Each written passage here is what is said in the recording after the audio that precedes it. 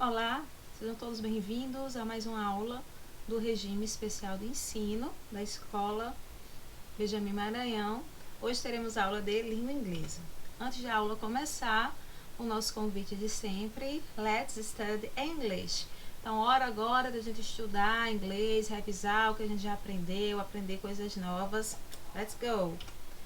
Na aula de hoje, nós vamos estudar esses dois tipos de pergunta. O primeiro tipo, yes or no questions, são perguntas de sim ou não, ou seja, perguntas que você espera como resposta apenas sim ou não.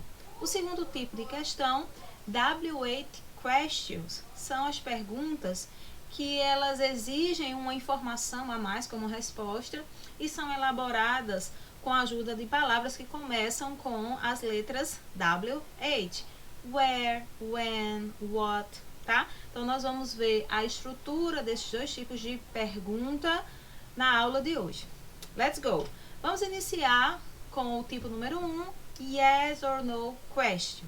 Como eu já falei na introdução, este é um tipo de pergunta que nós esperamos como resposta sim ou não.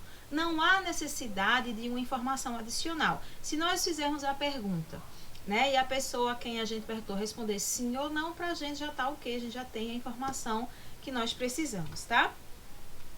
Então, nós vamos ver a estrutura desse tipo de pergunta. Então, primeiro eu tenho que ter o verbo auxiliar.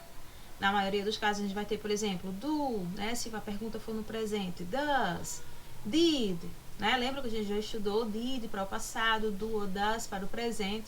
Então, a gente vai ter esse verbo auxiliar no início da frase, porque nós estamos falando de questions, né, de pergunta, o sujeito e o verbo principal da oração, que é o verbo que traz a carga de sentido da frase. Por exemplo, do you have a cell phone? A resposta para esse tipo de pergunta, yes, I do, ou, se for negativa, no, I don't. Vamos para o próximo. W8 questions. São as perguntas que, como eu falei, ela começa com uma palavra específica, what, when, where, e eu quero como resposta uma informação.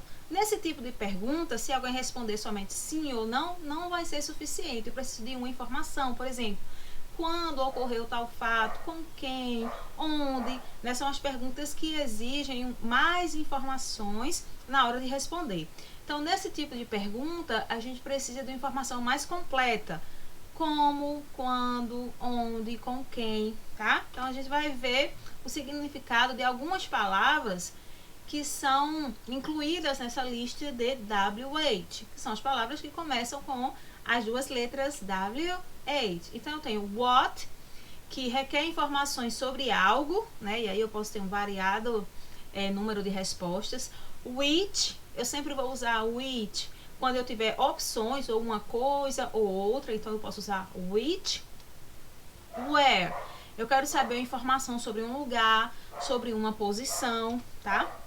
When, quando eu uso a palavra when, necessariamente eu quero saber uma informação ligada a tempo. Um horário, um momento, um período do dia em que determinada coisa aconteceu. Então, se eu começo a frase com when, eu preciso de uma informação referente a tempo. Próxima palavra, who. Escrevo com W e H, mas na hora em que eu vou falar, eu tenho o som de who. Who significa quem, e a minha informação que eu preciso saber é sobre pessoa, sobre uma pessoa. Então, who significa quem, e a informação que eu busco é sobre uma determinada pessoa. Why.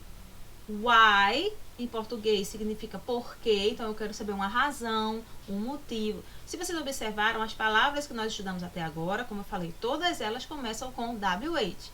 When, what, which, who, why. E agora, a gente tem uma palavra how, que apesar de não começar com W8, ela entra nesse conjunto de perguntas, né? Porque ela também quer saber um modo, uma condição, ou seja, ela exige uma informação maior do que somente sim ou não, tá? Podemos seguir? Vamos lá. A estrutura gramatical para que eu construa frases com essas palavras, as W8 questions, eu preciso iniciar a frase com a palavra W8 Em seguida, eu uso o verbo auxiliar, porque eu estou falando de pergunta, então preciso ter a presença do verbo auxiliar. Depois, o sujeito. E por fim, o verbo principal. Lógico que eu posso ter mais informações após o verbo principal, mas eu preciso lembrar dessa estrutura. Outra coisa, por que eu falo o verbo principal? Porque é o verbo que traz o significado da frase, é o verbo que traz o que é que eu quero saber, né? Então eu tenho a pergunta: Where do you live?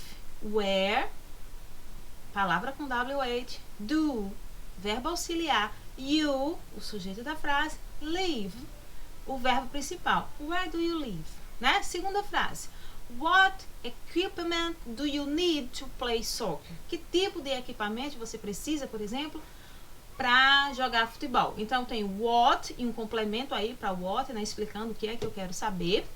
Do, o verbo auxiliar, you, sujeito, need, o verbo principal da oração, tá? Que é o verbo precisar. Então eu quero saber o que é que eu preciso nessa pergunta, né? O que é que eu preciso para eu jogar futebol? Que equipamento eu preciso? Então, se a gente observar a estrutura dessas duas perguntas, a gente já sabe que se eu responder yes, ou se eu responder no ou don't, não vai ser uma resposta suficiente para a pergunta, para a informação que eu quero saber. Eu preciso ter mais informações. Então, where do you live? Então, eu quero saber onde você mora. Então, você precisa me dar informação referente ao nome de um lugar, não é? Na segunda frase, eu quero saber que equipamento é necessário para jogar futebol, play soccer. Então, você vai me dizer o que é que você precisa para jogar futebol. Você vai dizer quais são os itens, né? Quais são os equipamentos. Entenderam a diferença entre as duas questões? Muito bem, os dois tipos de questões que nós estamos estudando hoje. Então, nós temos mais uns exemplos da estrutura da frase com essas palavras WH questions. Então, eu tenho uma frase aqui. Why is soccer so popular? Por que futebol é tão popular? Então, observando mais uma vez, ó. Why, a palavra, né, com WH, is, nesse caso aqui o verbo to be, né? Então, o is antes tem aquele processo de inversão. Soccer, né, futebol, e so popular, né? Por que o futebol é tão importante ou tão popular, desculpa. Segunda frase. What is she doing? O que ela está fazendo? Então, ó, o que? Eu preciso de informação que complete essa minha pergunta. What? Né? Então, eu preciso de uma informação mais completa. How are you? I'm fine, I'm good. Eu preciso dessas informações para que eu tenha acesso à resposta de perguntas elaboradas com essas palavras. WH, questions, why, what, how. Ok? Time to reflect. Então, a gente agora faz uma revisão do que é que nós vimos na aula de hoje. Então, primeiro, aprendi a fazer diferentes tipos de perguntas em inglês. E aqui, quais foram os dois tipos? A primeira são perguntas do tipo yes or no, em que eu preciso da resposta somente essa informação sim ou não. O segundo tipo, WH questions, que são os tipos de pergunta que exigem uma resposta mais elaborada, tá? Então, como proposta de atividade, essa parte da aula a gente tenta sempre lembrar das orientações que a gente recebe nas aulas de estudo orientado, que é a forma de a gente organizar o nosso processo de aprendizagem. Por exemplo, você acabou de assistir o vídeo, você fez algumas anotações, então é importante que você organize esse conteúdo ou numa ficha. Aqui eu coloquei o flashcard. Se a gente fosse traduzir, seria um cartão rápido. Você pode pegar um pedaço de cartolina ou um papel mais durinho, ou pode fazer uma ficha no seu caderno mesmo e organizar, por exemplo, como eu coloquei aqui, uma sugestão, né? A palavra WH e o significado, né? Que tipo de informação ela existe, como por exemplo no caso da palavra when.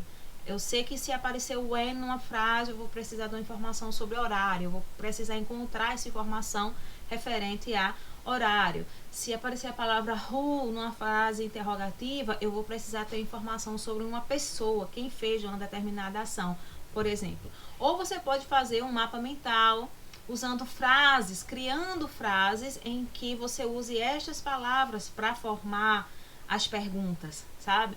Então, essa proposta de atividade aqui é essa, de você organizar o seu processo de aprendizagem, organizar o seu conteúdo, organizar o seu estudo, beleza? Aqui nós temos as referências, que é o material que a gente pesquisa para elaborar as aulas. E eu queria destacar essa segunda referência aqui, Guia English em Brasil, que é um roteiro de estudos de inglês. Se vocês tiverem interesse em pesquisar na internet, esse roteiro de estudo é bem legal. Ele traz uma série de sugestões de atividades e aplicativos que vocês podem usar em casa para melhorar a aprendizagem em língua inglesa.